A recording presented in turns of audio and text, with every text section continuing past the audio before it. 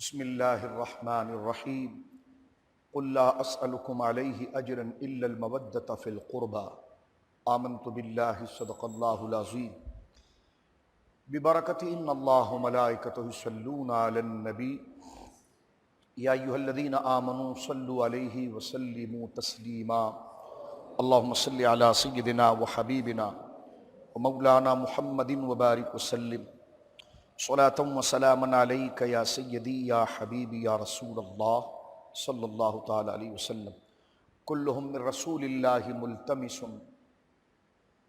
غرفا من البحر اور اشفا من الدیم منزہ عن شریک فی محاسنہ فجوہر الحسن فیہ غیر منقسم ثم الرضا عن ابی بکر وعن عمر وعن علی وعن عثمان ذی الکرم مولا صلی وسلم دائما سرمدا علی حبیبک خیر الخلق کلہم خدایا بحق بنی فاطمہ خدایا بحق بنی فاطمہ کہ برقول ایما کنی خاتمہ اگر دعوت امرد کنی ور قبول منو دست و دامان آل رسول یا الہی رحم فرما مصطفیٰ کے واسطے یا رسول اللہ کرم کیجئے خدا کے واسطے مشکلیں حل کر شہ مشکل کشا کے واسطے کربلائیں رد شہید کربلا کے واسطے سید سجاد کے صدقے میں ساجد رکھ ہمیں علم حق دے باقر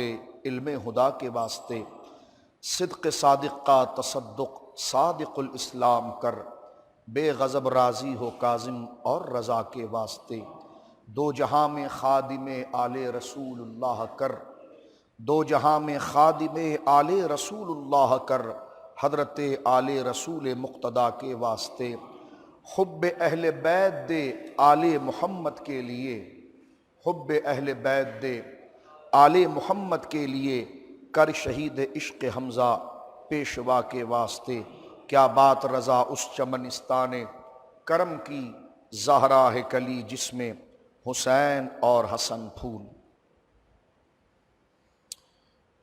اللہم صلی علی محمد طب القلوب و دوائیہا یا رب العالمین الصلاۃ والسلام علیک یا رسول اللہ اللہ کی حمد و ثنا نبی محترم نبی معظم باعث تخلیق ارض و سما صلی اللہ علیہ وآلہ آلہ وصحبہ وبارک وسلم کی بارگاہ مقدسہ میں انتہائی محبت و عقیدت کے ساتھ درود و سلام پیش کرنے کے بعد تمام تعریف اللہ وحدہ لا شریک کے لیے ہے۔ آج کے اس جمعے کو منسوب کیا جا رہا ہے سرخیل اولیاء پیشوائے امت شہنشاہ ولایت حضور سیدنا مولا علی رضا ابن موسیٰ رضا الکاظم رضی اللہ تعالی عنہم اجمعین کے عرس پاک کے حوالے سے سفر کا یہ مہینہ جہاں دیگر برگزیدہ لوگوں کے احوال اور ان کے عرس اور ان کی مناقب کے ساتھ وابستہ ہے، وہیں پر اس مہینے کے اندر جو بڑی بڑی شخصیات ہیں ان میں اس مہینے کی مناسبت سے سب سے بڑی شخصیت حضرت مولا مرتضیٰ سیدہ زہرا صلوات اللہ علی ابیہا وعلیہا کی اولاد امجاد میں سے بنو فاطمہ سے رضی اللہ تعالیٰ عنہ اولاد فاطمۃ الزہرا سے کہ جن کی محبت کو اللہ نے ہم پر فرض قرار دیا ہے نمازوں کی طرح، تو اولاد رسول آل محمد اہل بیت رضوان اللہ اجمعین میں سے حضرت سیدنا امام جعفر صادق رضی اللہ تعالیٰ عنہ کے پوتے حضرت امام زین العابدین کے پوتے اور حضرت سرکار شہنشاہ ولایت کاشف القربات ہمارے آقا سرکار موسیٰ الکاظم رضی اللہ تعالیٰ عنہ کے شہزادے شہنشاہ ولایت مولا علی رضا رضی اللہ تعالیٰ عنہ کا عرس پاک بھی ہے۔ سفر کے آخری مہینے میں آپ کی شہادت ہے اور آپ کی شہادت اپنے دادا جان حضرت امام حسن مجتبیٰ کی طرح آپ کو دھوکے سے زہر دیا گیا اور انگور کے اندر زہر ملا کر آپ کو دیا گیا اور اس سے آپ کی شہادت واقع ہوئی۔ یہ تاریخ کا اور امت کے وہ غلط کرتوت کا وہ بھیانک انجام ہے کہ جس سے اللہ رب العالمین اس کی سزا سے ہمیں معاف فرمائے، اور ہمارے دل ان تمام سے بیزار ہیں کہ جنہوں نے حضرات اہل بیت کی اہانت کی اور جنہوں نے یہ بدترین توہین کی حضرت امام حسن مجتبیٰ یا حضرت سیدنا مولا امام علی رضا کی شہادت کا سبب۔ حضرت مولا امام علی رضا بہت برگزیدہ شخصیت ہیں، ان پر ہم نے پورا تفصیلی یوم کرنے کی سعادت پائی، لیکن یہ وہ ہستیاں ہیں کہ جن کا ذکر جمعے میں ہونا چاہیے، جمعے کے اجتماع میں ہونا چاہیے۔ ہم نے یوں تو آپ کے خاندانی پس منظر کو، جو ہم نے ایک دن پہلے یوم مولا علی رضا رضی اللہ تعالیٰ عنہ کا عرس کا پروگرام کیا تھا، اس میں تفصیلاً تقریباً 2.5 گھنٹے کے قریب ہم نے گفتگو کرتے ہوئے دیگر چیزیں اور جو اس سے منسلک چیزیں جس کا کنیکشن اس کے ساتھ تھا، ان چیزوں کو اپنے دوستوں اور اپنے لوگوں کے علم میں اضافے کے لیے کہ جب ہم انہیں جانیں گے تب ان کی محبت کو ہم سمجھ سکیں گے۔ اور یقیناً حضرت مولا امام علی رضا رضی اللہ تعالیٰ شہنشاہ ولایت ہیں، اور ان کا مرتبہ اور مقام یہ ہے، میں نے سادے انداز میں پہلے بھی کہا تھا کہ حضور سرکار غوث اعظم رضی اللہ تعالیٰ، سرکار غریب نواز رضی اللہ تعالیٰ، جو مومنین اہل سنہ کی ایمان کی جان ہے، جن کا نام لیتے ہوئے ہماری زبانیں بحمدللہ تعالیٰ تھکتی نہیں، غوث اعظم کی منقبت اور شان بیان کرتے ہوئے ہماری زبانیں سوکھتی نہیں، تر رہتی ہے۔ لیکن میں بتانا چاہتا ہوں کہ آج جن کا عرس ہم کر رہے ہیں وہ غوث اعظم کے بھی غوث اعظم ہیں، اور غوث اعظم ان کے دربار میں ایسے ہیں جیسے ہم غوث اعظم کے دربار میں، یعنی خود شیخ عبد القادر جیلانی رضی اللہ تعالیٰ ان کے دربار کے فقیر ہیں، اور سارا فیض غوث اعظم رضی اللہ تعالیٰ کو ان کے دربار پر آیا، تو جس کے چھینٹے شیخ عبد القادر جیلانی پر آئے تو وہ قطب عالم بن گئے۔ اس بادشاہ وقت کو حضرت مولا علی رضا کہا جاتا ہے۔ سرکار مولا علی رضا رضی اللہ تعالیٰ ابھی تو موجودہ ایران کا صوبہ جو بڑا مشہور ہے ترکستان کے نام سے، اس کے ساتھ یہ علاقہ آج کل مشہور نام اس کا مشہد ہے، پرانا نام اس کا طوس ہے، طوطے والی طوق کے ساتھ طوس، یہ پرانا نام ہے اس کا۔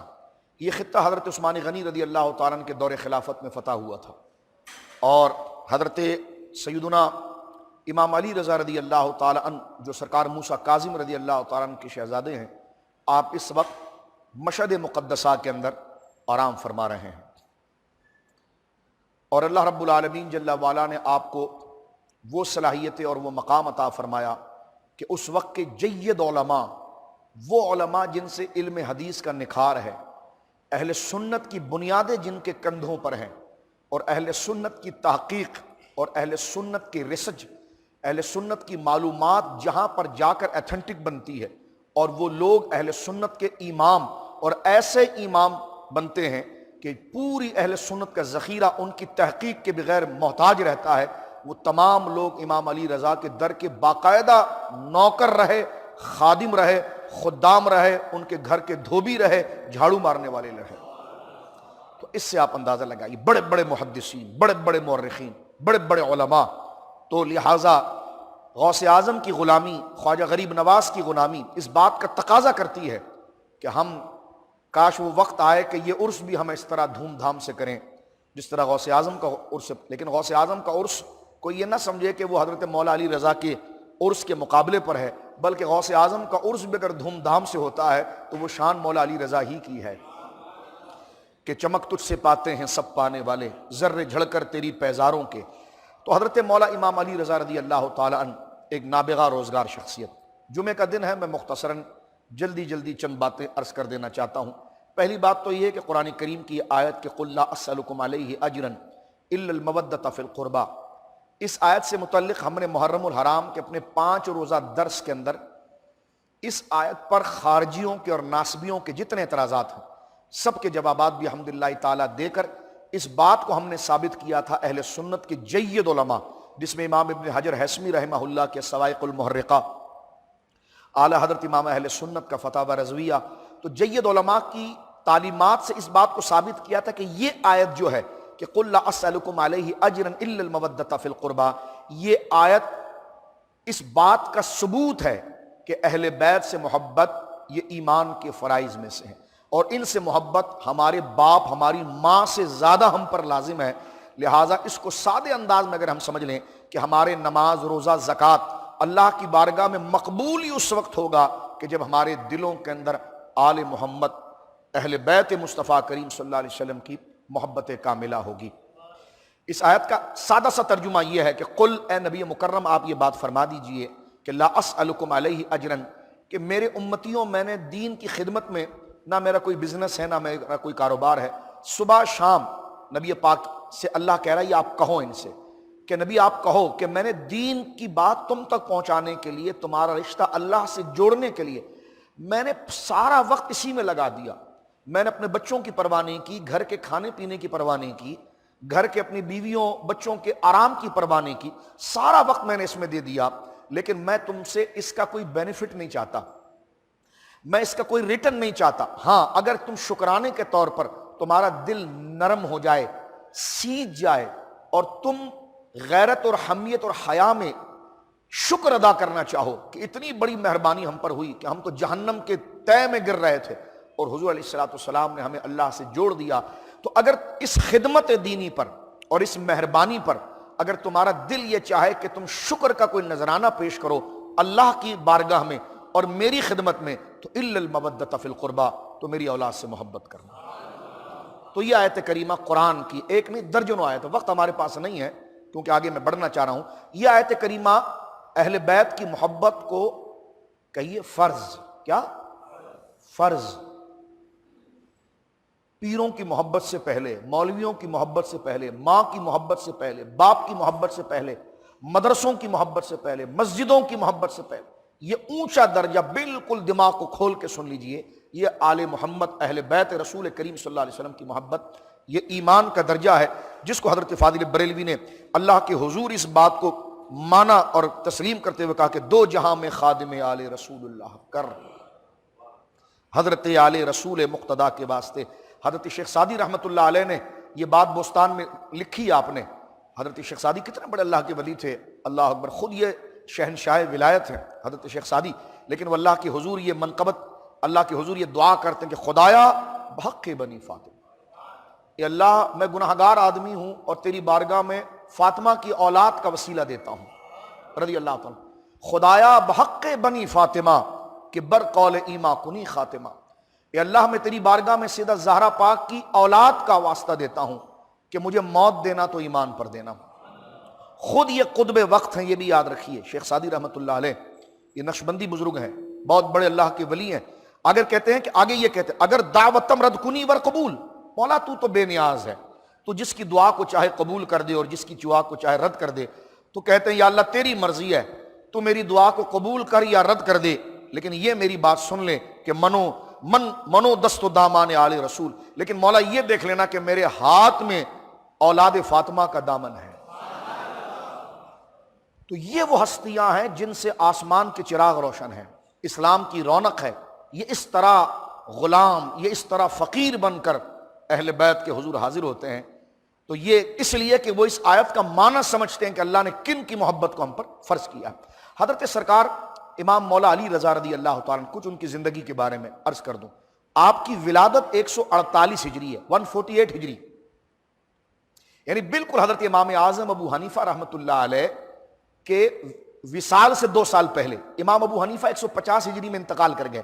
امام ابو حنیفہ رحمۃ اللہ علیہ نوکر تھے حضرت موسیٰ کاظم کے۔ امام ابو حنیفہ حضرت امام جعفر صادق کے، اور خود وہ کہتے تھے کہ جو میں نے زندگی امام جعفر صادق کے سامنے 2 سال گزاری ہے، فرماتے اگر وہ 2 سال مجھے خدمت کا موقع حضرت مولا علی رضا کے پردادا سرکار امام جعفر صادق اور حضرت امام باقر اور امام زین العابدین کے بیٹے اور پوتے سرکار امام جعفر صادق، فرمایا لولا السنتان یا حلق النعمان، آج مجھے بتائیے امام ابو حنیفہ کو اگر ان کی لکھی ہوئی کتابوں کو اگر اسلام سے ہٹا دیا جائے تو کچھ بچتا ہے؟ یہ امام اعظم کہتے ہیں، اتنا بڑا آدمی۔ دیکھو کسی بندے کو جلدی سمجھنا ہونا تو پھر دیکھو کہ اس سے استفادہ کرنے والے کون ہیں، اس کی صحبت میں آنے والے کون لوگ تھے، اس کی تعریف کرنے والے کون لوگ، اس سے فوراً آپ سمجھ جاؤ گے کہ وہ بندہ خود کتنا بڑا مرشد تھا، کتنا بڑا استاد تھا، کتنا بڑا پیشوا تھا کہ جس کے قدموں میں بیٹھنے والے امام ابو حنیفہ جیسے لوگ ہیں۔ جن کے گھر میں جھاڑو، لٹرلی بتا رہا ہوں، سچ بتا رہا ہوں، جن کے گھر کا دھوبی معروف قرخی ہو، اللہ، غوث اعظم کے پردادا پیروں میں سے معروف قرخی. معروف قرخی کو اگر آپ ہٹا دیں تو سلسلہ نقشبندیہ قادریہ ہی ختم ہو جائے. سری سختی جس کے مرید ہیں وہ معروف قرخی ہیں. حضرت سری سختی یہ خادم اور غلام ہے معروف قرخی کے، اور معروف قرخی دھوبی ہیں، جھاڑو لگانے والے ہیں اور بسترا بچھانے والے ہیں، پیچھے جوتا اٹھا کر چلنے والے ہیں. اور جہاں حضرت مولا علی رضا پہنچے وہاں پر اپنے کندھے پر ایک رومال ہے، فوراً قدموں میں بچھاتے ہیں اور حضرت مولا علی رضا اس پر گویا کہ قدم رکھتے ہیں. اور بالکل جہاں مولا علی رضا نے دروازے پر جوتا اتار دیا، حضرت معروف قرخی اس کو اٹھا کر فوراً اپنے سینے کے ساتھ لگاتے ہیں. تو جس کے جوتے اٹھا کر چلنے والا معروف قرخی ہو تو وہ مشہد کے شہنشاہ، ولایت کے شہنشاہ حضرت موسیٰ کاظم کی جگر کا ٹکڑا اور حضرت امام جعفر صادق کا پوتا حضرت مولا علی رضا کی شان اور منزلت کیا ہوگی. میرے دوستو، میں کوئی جذبات میں نہیں بات کر رہا، لیکن آپ کو یہ بتانا چاہ رہا ہوں یہ حقیقتیں کیا ہیں. ڈسکس نہیں کیا جاتا لیکن کرنا چاہیے بھی. الحمدللہ تعالیٰ 22 سال سے اس مسجد میں ہر سال ہم عرس کرتے ہیں. 148 ہجری حضرت سرکار مولا علی رضا کی ولادت ہے اور 203 ہجری سفر کا یہ مہینہ. ایسا نہیں کھینچتان کے ہم لے آئے، عرس ہے ان کا، عرس ہے 203. آپ اپنے گھروں میں فاتحہ دیجئے. جو قادری ہیں، جو سلسلے والے ہیں وہ محتاج ہیں کیونکہ سارا سلسلہ ان کا محتاج ہے. غوث اعظم ان کے محبوب بیٹے ہیں، لیکن خیرات لینے میں ایسے کھڑے ہیں جیسے فقیر لائن لگا کر کھڑے ہوتے ہیں. غوث اعظم ہمارے آقا ہیں، وہ تو ہمارے آقا ہیں، لیکن وہ حضرت مولا علی رضا کے در کے اور خیرات کے فقیر ہیں. تو جن کے در کا فقیر شیخ عبد القادر جیلانی ہو رضی اللہ تعالی عنہ تو آپ اندازہ لگائیے جن کے در کا فقیر حضرت غریب نواز ہو، سید باؤ الحق نقشبند ہو، معروف قرخی ہو، سری سختی ہو اور بڑے بڑے محدثین ہو، تو اندازہ لگائیے سرکار مولا علی رضا کی کیا شان ہوگی. اللہ وہ دن لائے کہ ہم عافیت سے آپ کے دربار مقدسہ کی. تو 148 ہجری آپ کی ولادت ہے، 203 ہجری سفر کا آخری جو دن ہے یہ آپ کی شہادت مبارکہ ہے. آپ کے والد گرامی حضرت سرکار موسیٰ کاظم ہے، اور حضرت موسیٰ کاظم رضی اللہ تعالیٰ عنہ وہ عظیم برگزیدہ شخص. یہ بنو عباس کا دور ہے، بنو امیہ کا دور ختم ہو گیا ہے، بنو عباس کا دور ہے. میں تاریخی حوالے سے بھی تھوڑا اس طرح سے بھی جو ہسٹری کے طالب علم ہیں ان کے ذوق کے لیے بات عرض کر دوں. حضرت موسیٰ کاظم جو ہے رضی اللہ تعالیٰ عنہ جو آپ کے والد گرامی ہیں یہ ہارون رشید کے دور میں ہے. کیونکہ ہارون رشید جو ہے وہ خود بھی ہاشمی تھا، عباسی تھا نا، حضرت عباس کی اولاد میں سے تھا، لیکن بادشاہ ہونے کی وجہ سے بادشاہوں میں حسد چلتا تھا. ایک دفعہ وہ ہارون رشید اچھے آدمی تھے، میں کوئی ایسی بات نہیں کرتا، لیکن ایک بات بتانا چاہتا ہوں کہ وہ کہتے ہیں یہ حسن ملتا ہے تو نخرے آ جاتے ہیں. مزہ تب ہے کہ جب بندے کو عہدہ ملے اور تب وہ عزت والوں کی قدر کو جانے. ہارون رشید جو ہے وہ ایک دفعہ سرکار دو عالم صلی اللہ علیہ وسلم کے روضہ مبارکہ پر آیا اور اس نے آ کر یہ کہا کہ السلام علیک یا رسول اللہ. تو اتنے میں حضرت موسیٰ کاظم پیچھے سے داخل ہوئے. آپ نے سنا بھی نہیں، لیکن آپ جب حاضر ہوئے تو آپ نے کیا جملہ کہا؟ اس نے کیا کہا سرکار کے دربار پر؟ آپ پر سلام ہو اللہ کے رسول، کیونکہ اس کا رشتہ یہی تھا. جب آپ داخل ہوئے تو آپ نے فرمایا السلام علیک یا جدی، اے میرے دادا آپ پر سلام ہو. اس سے ہارون رشید کی جو تکبر کی رگ تھی وہ پھڑک گئی، کیونکہ آل محمد میں خوشبو ہے، وہ چڑھ گیا اس. اور پھر کیا ہوا میں وہ تلخ تاریخ نہیں پیش کرنا چاہتا. حضرت مولا علی رضا کے والد گرامی سرکار موسیٰ کاظم رضی اللہ تعالیٰ عنہ، آپ کی اولاد کے بارے میں دو قول ہیں. ایک قول یہ ہے کہ آپ کی 36 اولاد تھی، 36. البدایہ کے اندر یہ ہے کہ آپ کی 40 اولاد تھی، ان میں سے ایک شہزادے حضرت مولا امام علی رضا کی ذات گرامی ہے. کاظمی سادات یہیں سے، غریب نواز انہی کی اولادوں میں سے، کیونکہ غریب نواز کاظمی سید ہیں، حسینی سید ہیں.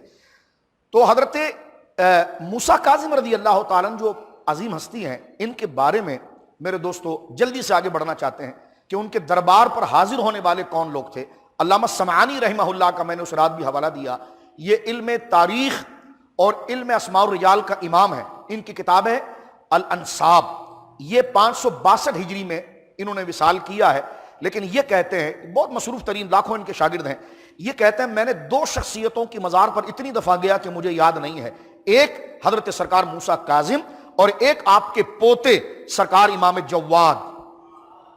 امام جواد، اللہ اکبر. میرے دوستو اس وقت یوں لگتا ہے جس طرح ہمارا بدن ہوا میں اڑ رہا ہے کہ جن کا میں ذکر آپ کے سامنے کر رہا ہوں. واللہ حضرت جواد سرکار موسیٰ کاظم بغداد معلیٰ کے اندر دریا دجلہ کے کنارے پر کاظمین میں آرام فرما رہے ہیں، ایک ہی گنبد کے نیچے دادا بھی آرام کر رہا ہے اور پوتا بھی آرام کر رہا ہے۔ سرکار موسیٰ کاظم کے ساتھ حضرت محمد جواد آرام کر رہے ہیں، یہ بیٹے مولا علی رضا کے ہیں، یعنی حضرت موسیٰ کاظم رضی اللہ تعالیٰ کے بیٹے مولا علی رضا وہ تو مشہد میں ہیں، اور ان کے بیٹے سرکار محمد جواد رضی اللہ تعالیٰ، اور ان کے بیٹے امام نقی، پھر ان کے بیٹے امام حسن عسکری، پھر ان کی اولادوں میں امام مہدی آئیں گے۔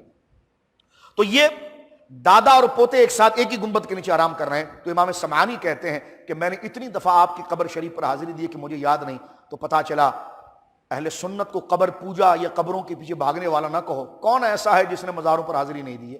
یہ میں نے آپ کے سامنے پیش کر دیا۔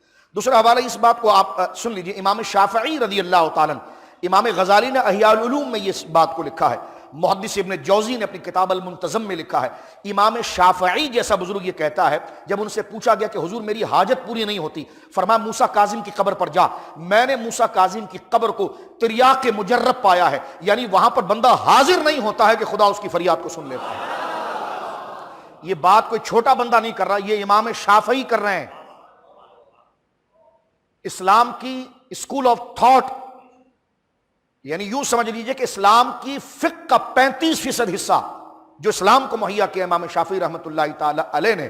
آپ کون نہیں جانتا امام شافعی؟ وہ کہتے ہیں وہ خود اتنے بڑے اللہ کے ولی، لیکن کہتے ہیں جب مجھے خود اللہ کی بارگاہ میں درخواست کرنی ہوتی ہے تو میں نے تریاق مجرب پایا، تریاق مجرب آزمودہ پایا ہے کہ میں ان کے روضہ مبارک پر حاضر ہوتا تو اللہ میری دعاؤں کو قبول کرتا۔ ان کے شہزادے حضرت مولا امام علی رضا ہے۔ حضرت امام علی رضا رضی اللہ تعالیٰ جس خاندان سے ظاہر سی بات ہے روئے زمین پر اس شرف و مقام کا خاندان میرے دوستو بزرگوں کوئی ہے ہی نہیں۔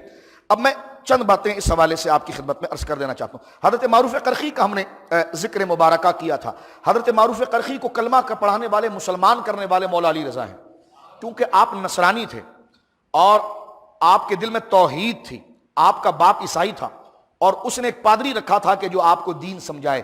وہ بار بار کہتا تھا کہ کہو عقیدہ تثلیث کہ رب 3 ہے، تو آپ یہ کہتے ہیں کہ نہیں رب 1 ہے۔ استاد نے بہت مارا اور باپ نے بھی بہت مارا، گھر چھوڑ کر بھاگ گئے۔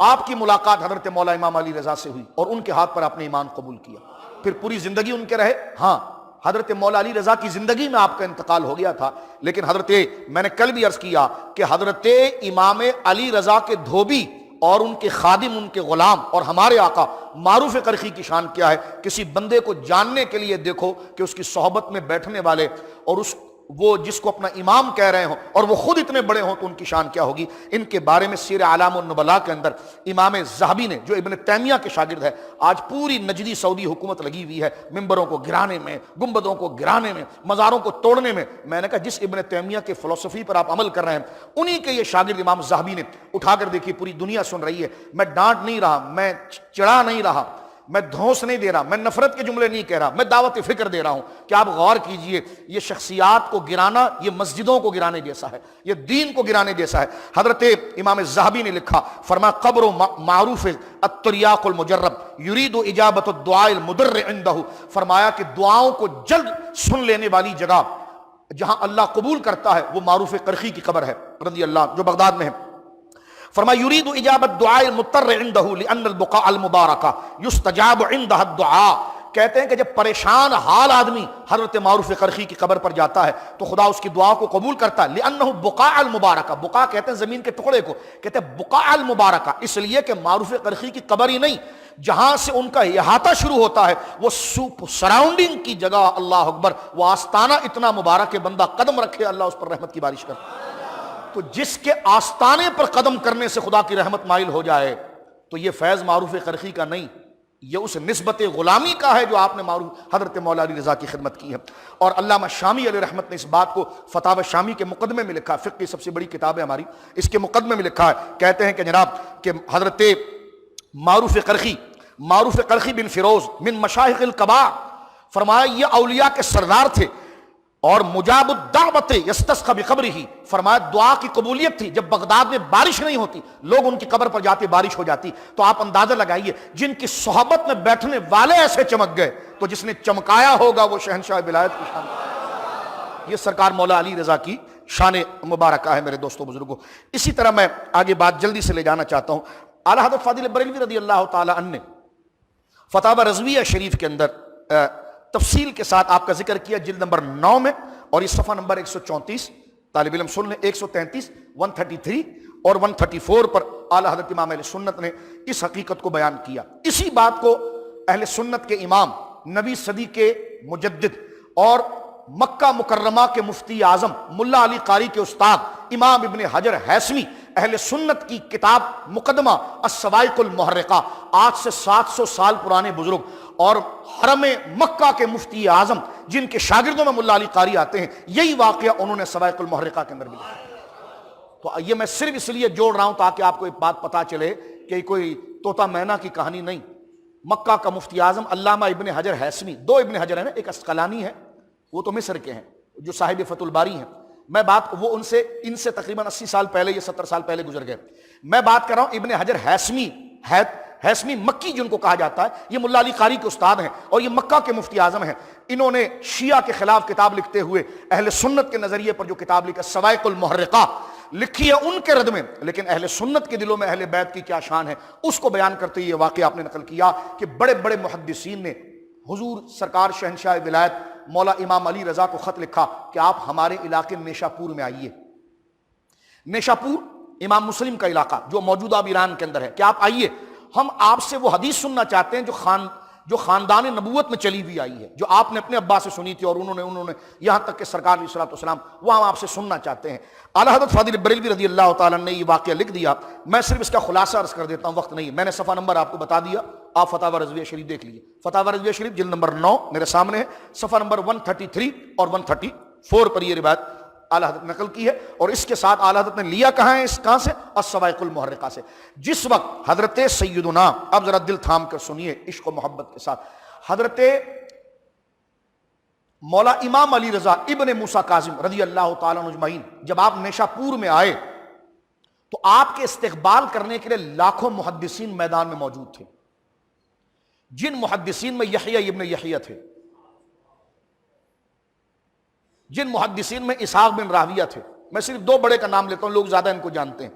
اسحاق بن راویہ خود صاحب مسند حدیث شریف کی بڑی مسند ان کی کتاب ہے، تاریخ کے اندر اہل سنت کے امام ہے۔ یحییٰ ابن یحییٰ وہ عظیم برگزیدہ شخصیت ہے کہ یحییٰ ابن یحییٰ یہ وہ ہستی ہے کہ جس نے حضرت سیدنا مولا امام علی رضا کا استقبال کیا، اور استقبال بھی کیسے کیا کہ جب آپ کا خچر جس پر آپ سوار تھے، اس زمانے میں سواری اس پر ہوتی تھی، اس پر ڈولی رکھی ہوئی تھی، جب آپ آئے تو کوئی آپ کو دیکھ نہیں سکا، پردہ گرا ہوا تھا، لیکن یہ حضرت یحییٰ ابن یحییٰ، یہ کون ابھی میں بتاؤں گا آپ کو، یہ خود آگے بڑھے اور حضرت مولا علی رضا کے غلام کو کہا پیچھے ہٹو، اور حضرت مولا امام علی رضا کے خچر کی رسی کو خود پکڑا۔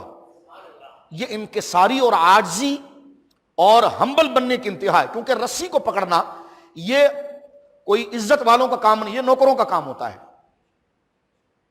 یہ جیسا کہ آج کل آپ کہتے ہیں دروازہ کھولا، اور ان کو یعنی جب گاڑی رکی تو دروازہ کھولا، تو مجھے بتائیے دروازہ کھولنا کتنی بڑی تعظیم ہے۔ عام آدمی دروازہ کھولے گا یا جو خود ان کو اپنے آپ کو ان کا نوکر یا اپنا چھوٹا ان کو سمجھے؟ آج جس طرح گاڑی کھڑی ہو آپ نے دروازہ کھولا تو یہ انتہائی عزت، اس سے بڑا مقام یعنی جو اہل عرب کے اندر، کیونکہ یہ غلاموں اور نوکروں کا کام تھا۔ جس وقت مولا امام علی رضا کی وہ سواری ان محدثین کے بڑے میدان مجمع کے اندر آئی، اللہ اکبر، تو حضرت یحییٰ ابن یحییٰ آگے بڑھے، ابھی بتاتا ہوں وہ کون ہے، اور انہوں نے حضرت مولا علی رضا کے غلام کو کہا پیچھے ہٹو۔ رسی جو تھی اس کی ایک طرف کی ڈور کو حضرت یحییٰ ابن یحییٰ نے عاجزی کے ساتھ پکڑا، اور دوسری طرف کی دوڑ کو محدث و مورخ اسحاق بن راویہ نے پکڑا، اور وہ آہستہ آہستہ آگے لے کر چلنے لگے۔ اب جس نے رسی پکڑی ہے اور لے کر چلیں وہ یحییٰ ابن یحییٰ ہے۔ یحییٰ ابن یحییٰ جو اس میدان میں نوکر بن کر، فقیر بن کر مولا امام علی رضا کی سواری کی لگام کو پکڑ رہا ہے، یہ خود اتنا بڑا ولی ہے کہ حضرت امام احمد بن حنبل کے پاس ان کا جبہ تھا، امام احمد بن حنبل اللہ سے دعا کرتے تو یحییٰ ابن یحییٰ کے جبے کو اٹھا کر کرتے تھے۔ اب آپ دیکھیں یہ یحییٰ ابن یحییٰ جو مولا امام علی رضا کے خچر کی تعظیم کر رہے ہیں اور رسی پکڑ رہے ہیں، ان کے بارے میں فرمایا علیہ السلام نے امام حاکم کے استاد علی نیشاپوری کو پریشان کر، تو میرے حدیث کا خادم ہے، تو میرے دین کا خادم ہے، پریشان کر، صرف فرمایا چل الی قبر یحییٰ ابن یحییٰ کی قبر پر جا، واستغفر، اور وہاں جا کر اللہ سے معافی مانگ، وصل، اور پھر وہاں کھڑے ہو کر اللہ سے سوال کر، تقضی حاجتک، اللہ تیری حاجت پوری کرے گا۔ کہتے ہیں فاصبحت، میں نے صبح کی. امام حاکم، یہ عام کوئی کھارادر کے لوگ نہیں ہے، نہ لانڈی کے کورنگی کے. لانڈی کورنگی والے بھی اگر مزار پہ جا کے دعا کر رہے ہیں تو ان بزرگوں کی وجہ. یہ اپنے وقت کے امام اہل الحدیث ہیں، حدیث کے امام. کہتے فاصبحت، میں نے صبح کی. ففعلت ذلك، میں نے اسی طرح کیا جس طرح خواب میں مجھے حضور نے کہا تھا. کہتے فقضیت حاجتی، اسی وقت میری مشکل حل ہو گئی. یہاں پر جہاں مزار پر جا کر، بزرگوں کی مزار پر جا کر وسیلہ دینا، اگر کوئی جاہل کہے جی اس کا خود مبلغ علم نہیں، اب میں ادھر نہیں جانا چاہتا، اس کی کیا پوزیشن علمی اوقات کیا ہے وہ آپ کے سامنے واضح ہو چکی ہوگی. اے جاہل کہ جی مزار پر جانا کہاں ثابت ہو؟ میں نے کہا کیا بات کہ قرآن کہتا ہے اذا خاطم الجاہلون قالوا سلام. جاہل تمہارے متھے لگے تو اس کو بولے بھائی جان چھوڑ ہماری، جا.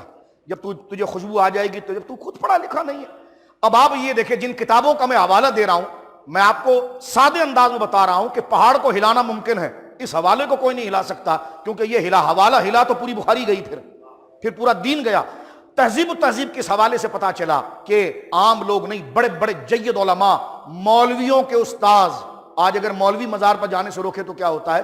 یہ مولویوں کے اصل استاذ مزاروں پر جا کر اللہ کی بارگاہ میں ان کا وسیلہ دیتے. تو اب آپ دیکھیں کس کا وسیلہ دیا؟ یحییٰ ابن یحییٰ کا. کس بندے نے دیا؟ امام حاکم کے استاذ نے دیا، جو صاحب مستدرک ہیں ان کے استاد نے دیا. تو آپ اندازہ لگائیے کہ یحییٰ ابن یحییٰ اتنے بڑے اللہ کے ولی ہیں کہ ان کی قبر کی طرف جانے کا حکم رسول اللہ دیں اور جائیں محدثوں کے امام، تو یہ خود کتنا بڑا ولی ہوگا. تو یہ یحییٰ ابن یحییٰ جس حضرت علی رضا کے خچر کے پاؤں کو دبائے، یہ بھی حوالہ ہے، پاؤں کو دبائے، ان کے کھر کو چومے اور ان کی رسی کو پکڑے، تو اندازہ لگائیے امام علی رضا کی ولایت اور شان اور لوگوں کے دلوں میں اہل بیت کی محبت کا اندازہ کون لگا سکتا ہے؟ میرے دوستو بزرگوں، یہ میں نے بہت اختصار کے ساتھ کیا، کئی دن یہ درس چل سکتا ہے، اتنے حوالہ جات حضرت مولا امام علی رضا رضی اللہ عنہ کی صداقت پر ہے. میں اپنی گفتگو کو ختم کرتے ہوئے یہاں ایک بہت بڑی بات آپ کے سامنے عرض کرنا چاہتا ہوں. بہت بڑے ہمارے امام گزرے ہیں، امام ابن خزیمہ، ان کی حدیث میں بہت بڑی کتاب ہے صحیح ابن خزیمہ. یہ 311 ہجری میں انتقال کر گئے ہیں. یہ 1442 ہے، 1442 ہے نا، 1442 ہجری چل رہی ہے، یہ 1442ویں ہجری چل رہی ہے، وہ ہیں 311 ہجری کے. اور ان کا نام ہے ابو بکر بن خزیمہ. ان کی حدیث شریف میں کتاب ہے صحیح ابن خزیمہ، ابھی آپ کے پاس موبائل لکھی ہے. یہ صحیح حدیث انہوں نے امام بخاری کے اس طرز پر اور علم میں مقابلے پر وہ کتاب لکھی ہے، یعنی اتنا بڑا علم حدیث میں ان کا مقام تھا. ان کا ٹائٹل نام ہے امام اہل الحدیث، یعنی حدیث کے ماہرین کا یہ امام. یہ مصر کے تھے. شاہ عبد العزیز محدث دہلوی رحمۃ اللہ، ایک ایک چیز میں کوٹ کر رہا ہوں آپ کے سامنے. شاہ عبد العزیز محدث دہلوی رحمۃ اللہ علیہ نے بستان المحدثین میں ان کے بائیوگرافی نقل کی ہے. شاہ عبد العزیز ہم سب کے استاد ہیں. وہ یہ کہتے ہیں کہ مصر میں تھے، مصر میں ان کے حاسد بہت بڑھ گئے، تو ان کا دل وہاں سے سیج گیا. کہنے لگا میں تو دین کی خدمت کرتا ہوں، یہ بھی خلاف بول رہا ہے، وہ بھی خلاف بول رہا ہے، خواہ مخواہ تہمتیں لگا رہے ہیں. انہوں نے مصر کو خدا حافظ کہا، چھوڑ دیا. انہوں نے کہا ایسا نہ ہو کہ میں ان کے غصے میں کوئی غلط بات کر جاؤں تو گویا کہ حال ہی سارا میرا بھی مشکل ہو جائے. تو آپ نے مصر سے ہجرت کی. آئے کہاں پر؟ توس، یعنی مشہد آئے. اب میں آپ کے سامنے جو کتاب پڑھنے جا رہا ہوں نا میرے دوستو بزرگوں، وہ ہے امام ابن حبان کی کتاب الثقات. امام ابن حبان خود محدث ہے، جن کی حدیث میں کتاب ہے صحیح ابن حبان. انہوں نے اسماء الرجال کی کتاب لکھی ہے، کتاب الثقات. اسماء الرجال سے مراد یہ ہے کہ ان لوگوں کی بائیوگرافی کو جمع کرنا جنہوں نے حدیثیں بیان کی ہیں. کتنا حساس علم ہے، ایک غلط بندے کو صحیح کہہ دیا تو آگے دین بدل جائے گا. تو یہ اتنے بڑے امام ابن حبان نے اس بات کو لکھا. امام ابن حجر اسقلانی نے تہذیب التہذیب میں لکھا کہ حضرت امام ابو بکر بن خزیمہ رضی اللہ تعالیٰ عنہ جب آپ آ گئے توس یعنی مشہد، مصر سے ہجرت کر کے یہاں پر آئے، تو ان کو کسی نے کہا تھا ادھر آئے؟ مصر کے ساتھ کیا کوئی اور جگہ نہیں تھی؟ تو یہ سارے عشق اہل بیت میں ایسے لوگ تھے، اور آئے صرف مولا امام علی رضا کے. مولا امام علی رضا تو ظاہر سی بات ہے 203 میں انتقال کر چکے تھے. یہ تو خود گویا کہ اس 311 ہجری میں انہوں نے وصال کیا ہے، تو یہ تو آپ کے وصال کے بعد کی بات ہے. لیکن امام ابن خزیمہ جب ابو بکر بن خزیمہ توس پہنچے تو ان کی ایک خاص بات کو نوٹ کیا گیا ہے. کتاب الثقات میں آپ کے سامنے پڑھ رہا ہوں کہ امام ابو بکر بن خزیمہ کے بارے میں امام ابن حبان لکھتے ہیں کہ حضرت امام ابو بکر خزیمہ جب آپ کے ساتھ مشہد کے اندر بھی حالات ایسے بننے لگے کہ لوگ آپ کے علم سے حسد کرنے لگے اور آپ کو پریشان کرنے لگے، تو اب دیکھیے میں عبارت پڑھنے جا رہا ہوں. کہتے ہیں یقول خرجنا مع ایک محدث کہتے ہیں کہ ہم چلے مع امام اہل الحدیث، محدثین کے امام ابی بکر بن خزیمہ کے ساتھ ہم نکلے ایک جگہ پر، پریشان بڑے تھے، وہ عدیل ہی ان کی پوری ٹیم ان کے ساتھ تھی. ابھی پھر سارا نام انہوں نے لکھا کون کون تھا. کہتے ہیں پھر ہم چلے کہاں پر، الی زیارت قبر علی بن موسیٰ رضا. ہم سارے محدثین، کیا مجمع ہوگا کہ سارے علماء کی ٹیم جا رہی ہے، اور وہ علماء کی ٹیم جا رہی ہے کہ اس کے بعد بھی اس پائے کا کوئی محدث پیدا نہیں ہوا. لہٰذا میں دست بدستہ نجدی علماء کی خدمت میں عرض کروں گا جو میری تقریر مکہ مکرمہ میں بھی سن رہے ہیں، ان سے میں کہوں گا جھگڑا نہیں ہے، مناظرہ نہیں ہے. یہ حوالے آپ اٹھا کر دیکھیں. میں نے اس سے پہلے رات کو بھی حوالہ دیا تھا کہ ابن تیمیہ کے بدن کا پانی آپ کے علماء نے پیا، یہ بات تاریخ ابن کثیر البدایہ کے آخری جملوں میں. تو آپ کے نزدیک بھی تبرک کا عقیدہ ہے، آپ کیوں لوگوں کو مسجد نبوی کی دیواروں کو چومنے میں یا گنبد خضرا کو دیکھنے کو بدعت قرار دیتے ہیں؟ تبرک کے عقیدے کو کیسے شرک کہتے ہیں؟ یہ آپ نے ابھی ایجاد کیا ہے، ورنہ پہلے آپ کے سارے بزرگوں نے اس بات کو مانا ہے. میں چڑھانے کے لیے نہیں، ایک توجہ دلانے کے لیے بات کرنا چاہتا ہوں. اب دیکھیں امام ابو بکر بن خزیمہ جس وقت یہ حضرت مولا امام علی رضا کی قبر پر آئے ہیں تو شاگرد ان کے کہتے ہیں جو بڑے محدث ہیں، فرائیت من تعظیمہ، میں نے دیکھا کہ آپ بہت ادب کے ساتھ پیش آ رہے تھے. لتلک البقعۃ، قبر نہیں، بقعہ میں نے ابھی آپ کو کہا زمین کا ٹکڑا. فرمایا جہاں سے امام علی رضا کی مزار کا احاطہ شروع ہوا نا، وہیں سے ابو بکر بن خزیمہ جو اہل الحدیث کے امام محدثین کے، ان کی کیفیت تبدیل ہو گئی. قبر شریف تو ابھی آئی نہیں ہے، روضہ مبارکہ بھی آیا نہیں ہے. آپ جب وہاں سے آتے ہیں کہتے ہیں فرعیت من تعظیمہ، یعنی ابن خزیمہ لتلک البقعۃ وتواضعوا، انتہائی عاجزی کے ساتھ آ رہے ہیں. اس کو شرک کیوں نہیں کہا گیا؟ یہ تو انتہائی عاجزی تواضع کے ساتھ آ رہے ہیں. وتواضعوا لها وتضرعوا عندها ما تحیرنا، یہ دو لفظ سنیے. فرمایا جب وہ آستانے میں داخل ہوئے تو ان پر ایک عاجزی طاری ہو گئی کہ میں کس بادشاہ کے پاس جا رہا ہوں. کہتے ہیں وہ تضرعوا عندها، جب حضور کے پاس پہنچ گئے امام علی رضا تو تضرع گڑگڑانے لگے.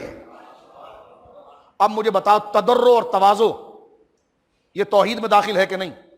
لیکن یہ یہاں پر کر رہے ہیں امام علی رضا کے ساتھ، تو شرک کا فتویٰ آیا نہیں. تو پتا چلا کہ اللہ کے محبوبوں کا ادب کرنا اس نیت کے ساتھ کہ اللہ کی ہی محبت ہے اور ان کو اللہ کا بندہ یقین کرتے ہوئے جو اللہ نے ان کی شانیں دی ہے، اس پر ان کے حضور عاجزی کرنا کہ جوتے وہاں اتار کر ننگے پاؤں آنا، زیارت کرنے کے بعد پیٹ نہ کرنا اور ایسی پیچھے چلے جانا، یہ اگر شرک ہے تو پھر اس حوالے کو کیا کریں گے آپ؟ یہ کن کن نے؟ لہٰذا یہ شرک نہیں، اس لیے کہ جب آپ نے ان کو بندہ یقین کر لیا، اللہ کے اذن سے آپ نے ان کو ان تمام چیزوں کو مان لیا، اللہ کے حکم سے آپ نے ان کی تعظیم کر لی، اور آپ نے ان کو خدا تو کوئی پاگل بھی ان کو یقین نہیں کر سکتا، تو سمجھدار کیسے کرے؟ تو یہ شرک نہیں ہوتا. فرمایا وہ تضرعوا عندها، اور وہ ان کی مزار کے پاس گئے اور گڑ گڑا کر آپ کی مزار مقدسہ پر آپ کی مزار مقدسہ پر حاضری دی. یہ میں نے آپ کے سامنے بڑی اہم بات میرے دوستوں بزرگوں عرض کی. اب دیکھیں بقیع شریف کے اندر حضرت سیدہ زہرا پاک کے گنبد کو گرایا گیا. 2 منٹ میں لینا چاہوں گا، یہ اہم پیغام. جنت البقیع میں حضرت زہرا کے گنبد کو گرا دیا گیا اور بڑے شور کے ساتھ گرایا. اور کچھ لوگ جو اس ہمارے پاکستان میں ہیں وہ اس پر آواز نہیں اٹھائی، ان کو اٹھانی چاہیے کہ کام غلط ہے. یہ اس پر ہم پوری تقریر کر سکتے ہیں. جو ہوا غلط ہوا. سیدہ زہرا کی قبر توڑی گئی، حضرت عثمان غنی کا گنبد گرایا گیا، سید الشہداء کا گنبد گرایا گیا. میں اپنی طرف سے نہیں، میرے ہاتھ میں فتاوی دارالعلوم دیوبند ہے، چڑھانے کے لیے نہیں عرض کر رہا، یہ بات بتانا چاہ رہا ہوں کہ یہ بات ہر حلقے میں بری ہے. اس کا اظہار کریں آپ، صرف ریال نہ کھڑا کریں اپنے لیے. یہ فتاوی دارالعلوم دیوبند ہے میرے سامنے.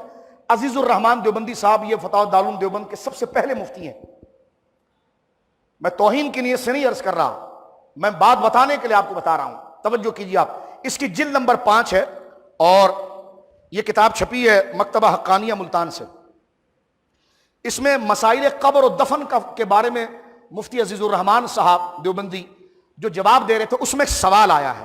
سوال یہ آیا صفحہ نمبر 389 پر کہ قبروں کو پختہ بنانا اور قبہ یعنی گنبد بنانا حدیث سے ثابت ہے یا نہیں، اور ایک بالشت کے برابر قبر کو بطور آثار کے نظر آئے کہ یہ قبر ہے، یہ کرنا کیسا ہے، اور حضور علیہ الصلوۃ والسلام کی قبر شریف کب بنائی گئی؟ یہ سوال ہوا۔ مفتی صاحب کیا بات کرتے ہیں، بڑی انصاف کی بات کی، میں بڑے ادب سے یہ بات کر رہا ہوں۔ یہ لکھتے ہیں کہ فتوے کو کہتے ہیں کہ قبور کا انہدام یعنی قبروں کو گرانا، قبروں کو گرانا فقہا رحمہ اللہ نے کہیں نہیں کیا، یعنی ہمارے کسی عالم نے مسئلہ کہیں نہیں لکھا کہ جو قبر اونچی بن جائے اس کو گرا دو۔ آگے لکھتے ہیں بعض آثار سے ثبوت ہے، یعنی بعض احادیث سے ثبوت ہے کہ قبے کو معلوم ہوتا ہے، یعنی بعض احادیث سے تو گنبد ثابت ہوتا ہے۔ یہ فتاوی دیوبند ہے۔ آگے کیا لکھتے ہیں ذرا سنیے، کہتے ہیں چنانچہ، بات ختم ہو رہی ہے، چنانچہ حضرت عمر رضی اللہ تعالیٰ جس وقت فلسطین میں حضرت ابراہیم علیہ السلام کی قبر پر پہنچے اور قبر پر حضرت عمر پہنچے، کوئی بدعتی نہیں پہنچا، حضرت عمر پہنچے، مفتی صاحب لکھتے ہیں پہنچے اور وہاں 2 رکعت نفل پڑھی اور انہدام قبہ کا حکم نہیں دیا۔ یعنی حضرت عمر فلسطین جب فتح ہوا گئے اور حضرت ابراہیم علیہ نبی علیہ السلام کی قبر شریف کے ساتھ 2 رکعت نفل پڑھی، اس وقت حضرت ابراہیم کی قبر پر گنبد تھا اور حضرت عمر نے اس کو گرانے کا حکم نہیں دیا، لہٰذا یہ فعل انہدام یعنی یہ گرانے کا کام جو ہے، قبات گنبدوں کو گرانے کا کام جس نے کیا اچھا نہ کیا، جس نے کیا اچھا نہ کیا۔ اور قبر پر کوئی علامت رکھنا، نشان لگانا، ساری قبریں مٹا دی ہیں، کوئی پتہ نہیں، وہاں پر لال رومال والے مولوی کھڑے ہوتے ہیں، ان سے پوچھو یہ قبر ایسی تو گریبان پکڑتا جیسے ہم نے گالی دے دی۔ میں نے کہا کیوں؟ کہنے لگا یہ نہیں پوچھتے، یہ نہیں پوچھتے۔ میں نے کہا میں آپ کے ابا کا شناختی کارڈ نہیں پوچھ رہا، میں پوچھ رہا ہوں یہاں کون بادشاہ آرام کر رہا ہے؟ کیا آپ بات کر رہے ہیں؟ کیا دین کو تبدیل کر رہے ہیں آپ؟ یہ دیکھیے مفتی صاحب کیا پیاری بات لکھتے ہیں، کہتے ہیں کہ قبروں پر علامات رکھنا یعنی اس پر کوئی نشانی رکھنا حضرت نبی پاک کے فعل سے ثابت ہے، اور حضرت عمر سے معلوم ہوا کہ ان کے زمانے میں بھی وجود قبہ تھا، یعنی حضرت عمر کے زمانے میں بھی گنبد مزاروں پر ہوتے تھے۔ لہٰذا ہم آج یہ کہنا چاہتے ہیں کہ سعودی حکومت اب سننے لگی ہے اور ملائیت کے جھانسے سے نکل رہی ہے، تو ہم یہ کہنا چاہتے ہیں جو حوالے ہم نے دیے ہیں اس پر غور کریں مؤدبانہ طور پر درخواست کرتے ہوئے، اور جہاں سعودی عرب میں دیگر چیزوں کے آپ سیاسی انقلابات لا رہے ہیں وہ جو غیر شرعی وہ غیر شرعی ہے، لیکن ہم یہ کہنا چاہتے ہیں اگر آپ کی حکومت ہے تو جو قبے گرائے گئے، جو قبے گرائے گئے وہ توہین ہے، اس پر گورنمنٹ ایکسکیوز کرے، بنانا تو آپ کا کام ہی نہیں ہے لیکن اس پر آپ ایکسکیوز کریں، نہیں کریں گے ہم دلائل سے آپ کا تعاقب کرتے رہیں گے، اس لیے کہ جن کے درباروں میں بڑے بڑے محدثین جن کے خچروں کے سم کو چومیں تو تمہاری حیثیت ہمارے نزدیک کیا ہے؟ اس لیے کہ 2 جہاں میں خادم آل رسول اللہ کر حضرت آل رسول مقتدا کے واسطے میں نے کئی جہتوں سے آپ کے سامنے بات کی ہے، کوئی فتنہ انگیزی کے لیے نہیں، میں نے آپ کے سامنے اپنا ایک مقالہ پیش کر دیا ہے، ایک گویا کہ پوری ایک ریسرچ آپ کے سامنے رکھی ہے، آپ اس کو تحقیق کے دامن میں دیکھیں اور جانیے کہ اللہ رب العالمین نے اہل بیت کو کیا مقام۔ چوڑا کر کے اس بات کو سمجھ لیجئے کہ ذکر اہل بیت سے کوئی شیعہ نہیں ہوتا، صحابہ کو گالی دینے والا رافضی ہوتا ہے، اہل بیت کی محبت سے کوئی رافضی نہیں ہوتا۔ اور کہ بنی فاطمہ، خدایا یا اللہ اس جمعے کو قبول فرما، پریشانیوں کو ختم فرما، خدایا بحق بنی فاطمہ کے برقول ایما کنی خاتمہ، اگر دعوتم رد کنی ور قبول منو دست و دامان آل رسول۔ اللہ رب العالمین آپ کی حاضری قبول فرمائے۔ کیونکہ آج عرس کا ایونٹ تھا اس لیے چند منٹ اوپر گئے، شور کرنے کی بجائے اس اہمیت کو بھی آپ دیکھیے کہ یہ وجہ تھی۔ لمبی تقریر شوق نہیں ہے لیکن ممبر اور ملا ہونے کا حق یہی ہے، اور یہ وقت اور زندگی کا حق یہی ہے کہ جتنا وقت ان کی یاد میں گزر جائے اللہ رب العالمین جل والا ہماری اس فقیری کو قبول فرمائے۔ ان کے نام پر اللہ ہمیں اور ہمارے بچوں کو ایمان عطا فرمائے، پاکستان کو اللہ سلامتی عطا فرمائے، ہمیں عزت صحابہ، محبت اہل بیت کا جذبہ عطا فرمائے، اپنے ہر محبوب کے در کا فقیر بنائے، بے ادبی سے، گستاخی سے، تکبر سے اللہ محفوظ فرمائے، اور ہماری زبانوں کو اللہ لغزشیں نہ دے کہ ہماری فکروں کو اللہ گمراہ نہ کرے کہ ربنا لا تزغ قلوبنا بعد اذ ہدیتنا وہب لنا من لدنک رحمہ۔ یا اللہ تو نے دل کو اگر ہدایت دی ہے تو اس کو موڑنا نہیں مولا، ہم امتحان کے لائق نہیں، امتحان والے تو کربلا اور بدر میں چلے گئے، ہمیں تو ایسے ہی بخش دے مولا، ہم وہ آزمائشیں نہیں رکھ سکتے کہ ہم امتحان کے سمندر سے گزرے مولا، ہمیں ایسی کتاب ہی نہیں پڑھنی جس میں ہمارا ذہن الجھ جائے، ہمیں ایسی بحث میں نہیں جانا، کہ جس سے ہم گویا کہ کسی تفرقے کی طرف چلے جائیں. ہم اسی راستے پر چلیں گے جو نماز میں ہم کہتے ہیں چلا ان کے راستے پر جن پر تو نے انعام کیا. تو ان کا تو راستہ اب ہم نے دیکھ لیا ہے, اب ہم نے کوئی ریسرچ اور تحقیق نہیں کرنی. اسلام ایسا نہیں ہے کہ جس پر تحقیق نہیں ہوئی اور اب ہوگی. تحقیقیں ہو چکی ہیں, ہم صرف خاموش ہو کر اس کو لے کر چلیں. آمین یا رب العالمین.